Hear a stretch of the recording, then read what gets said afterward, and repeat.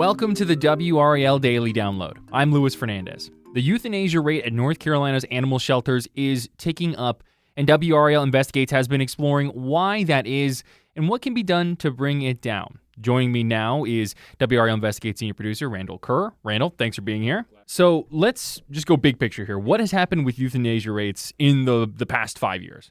Past 5 years, like anything these days, is kind of hard to compare because the pandemic, we're still having impacts from the pandemic. Last year, the euthanasia rate, I believe, was around 27%, which was higher than we actually bottomed out in 2021. But a lot of those people that may have purchased animals in the late part of 2020, COVID dogs, we bought a COVID dog, Right. That we love very much and still with us. But it probably took a little time once the economy was still kind of dragging that finally all these people that bought this comfort pet realized economy's slagging, we don't have the money, we really can't afford to take care of it. And then the shelters started getting more and more crowded, and that trend has kept on going. Now, if you go back, even further, in 2010, the statewide euthanasia rate was, I think, around 70%, Wow. 66 to 70%. So we've made great strides, but obviously when something starts going up, even though it's not where it's been historically, you still want to look for solutions. Animal welfare officials, what have they kind of been citing as the reasoning for this upwards trajectory?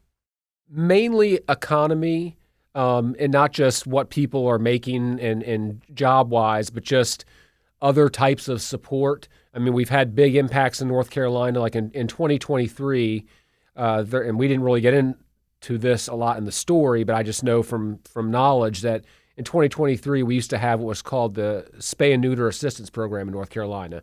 And it I believe, got federal and state money, but it basically was a mobile clinic that would go around and provide low-cost spay and neuter services to the general public. I had 2 old English sheepdogs, God rest their souls. They passed away within the past year, and they were both spayed and neutered in one of these mobile clinics in a Walmart parking lot. Wow. But they shut down in 2023. They lost one of their main surgeons, and the federal and the funding just kind of dried up, so they shut down. Even before they shut down, they started focusing a lot of their resources on helping shelters who were struggling with not enough space.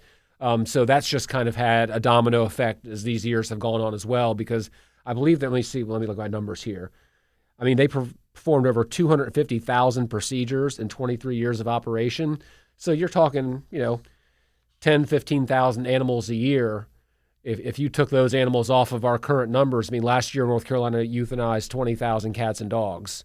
So that, 15,000 that program would have covered somewhere along the way. Right. And the other issue is that, veterinary services, like everything else, have gone up.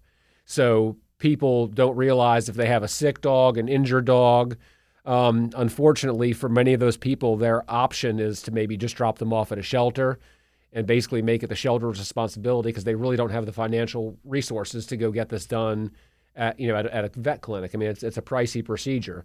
So that's another thing that's probably playing a role in this. We mentioned the state overall, kind of looking at some of those percentages. Are there any areas in particular where the rates are higher than what we're seeing statewide? Yeah, absolutely. They're all, we've got, Nash County, we've done a bunch of stories on because they had some issues with the state and getting fined earlier this year, and they appear to have righted the ship to the east of us. But, and these are the numbers that were submitted to the state. They say that the county no longer thinks they're accurate, but unfortunately the staffers who provided them are no longer with the county. So they're trying to figure out what the actual number is. What they reported to the state is they killed more animals than they took in last year. Wow. Which was 105%, which is, obviously massive. But the top 10 counties are 105, 80%, 74, 66, 63, 60. So, we go down 1, 2, 3, 4. So the 4th worst county at 66%, which is Martin County on the coast. Think about it. That was actually the state average in 2010. So we really have made great strides. There's some counties like, Anson County at 3%. Orange County is at 7%, which is just west of here. And they're at 7%. And the thing that, when I collected all this data, you used to always think that, well, of course, the poorer counties were going to have the higher euthanasia rates. And it really is an incredible mix You can't look at this list and go, okay, here's the trend. Right. I mean, because some of the lowest counties, Anson County, Macon County, Lincoln County, Transylvania County in the mountains, I mean, those aren't considered wealthy counties, but they have really low rates. And the only thing you can attribute it to are, one, people are keeping their pets, or people don't get pets when they know they can't afford them, or there's incredible community support.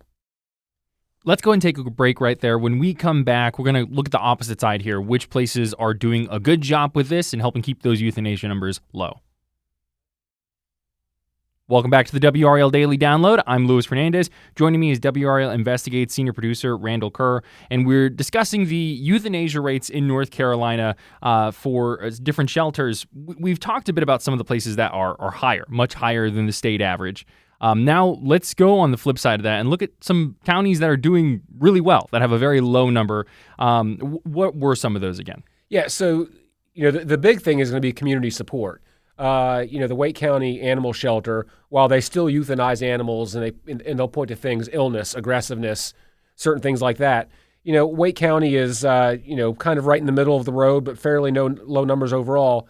But they have a tremendous, they're 16%, so that's really low. But they have, a tremendous community support system, foster groups and the such. Orange County is the same way. They have a lot of resources. So that's one thing that you would think would be missing in some of these poorer counties. Obviously, some of these poorer counties also have lower populations, so there's going to be a lower animal population also.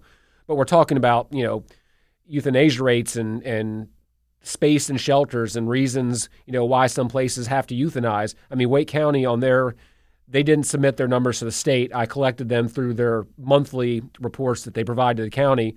And they put on their list that they're proud that they haven't euthanized a single animal because of space reasons. Wow. In, I think, 10 years now. I think it was 2015, they said, which is pretty amazing. And that's why you do see, they know when they start getting that threshold, they'll start having, fee-free adoptions. So they do foresee that to try to clear more space because they know that more animals are going to be coming in.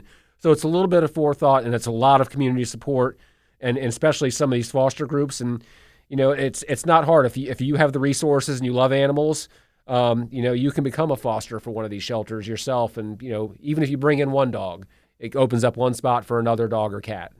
And I think all of this, like you said, is important within the context of just how much better these numbers have gotten over the past decade. One of the counties that has done really well, in our viewing area here in central North Carolina is Orange County.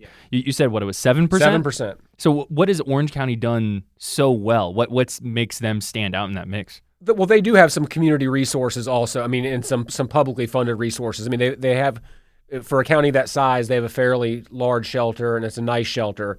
But yeah, I mean, one of the things we focused on was how much help they do get from outside. I mean, you get community donations. I mean, money helps. But really, in a lot of these places, years ago, old investigative reporter Cullen Browder and I did a series of stories on the Montgomery County Animal Shelter. And we went down there, and, I mean, I can't imagine, I wouldn't let anything live in there, much less a person or a dog. And they knew it, but they absolutely had no money to do anything. And we did all of these stories. And the thing is, the state by law has to go down and inspect these places. If they find problems that are egregious enough, they're going to get fined. Well, now, they're losing that money that they don't even have the money to replace something or to fix something. Right. So, I mean, it's a local economy. It's a local funding issue. It's a state funding issue. I mean, the state has a massive, I wouldn't say massive, it's around $350,000 that they offer, spay and neuter grants to shelters. And they tier the counties, which would give the lower wealth counties kind of priority. But each year the state says they get double the amount of requests for money than they have in that pot. So is that an issue? Is that something that we could look into to maybe, sweeten that pot a little so more counties can take advantage of it? Sure, that's one thing. There's a lot of debate. There's some states that require shelters to spay and neuter pets before they adopt them out. In North Carolina, it's not a state law. Some counties have their own policies with that. Some argue that would be a good thing. Some don't. I mean, some towns require you, if you're a pet owner, that you have to have your pet spay or neutered. But even some groups like the SPCA have come out and said that they don't agree with that policy. That's an unfair burden too. So it's a complicated issue. But if you have the ability, you're an animal lover, go to these shelters, volunteer, food. I mean, any penny they don't have to spend on something else, they can spend on maybe upkeep, renovations, additions. Any penny that they can save, they can use somewhere else. Definitely. Resources. Absolutely. That's with so many things, that's kind of what it comes down to. Monetary and people resources. Yep. That is WRAL Investigates senior producer Randall Kerr. Randall, thank you so much for being here. Enjoyed it. I'm Luis Fernandez. Thanks for joining us, and thanks for listening to the WRAL Daily Download and for making us part of your morning routine. Another great way to get WRAL news is the Morning Briefing newsletter. It's a daily email with Triangle news, events, and headlines to help you get ready for your day. Sign up at WRAL.com/newsletter.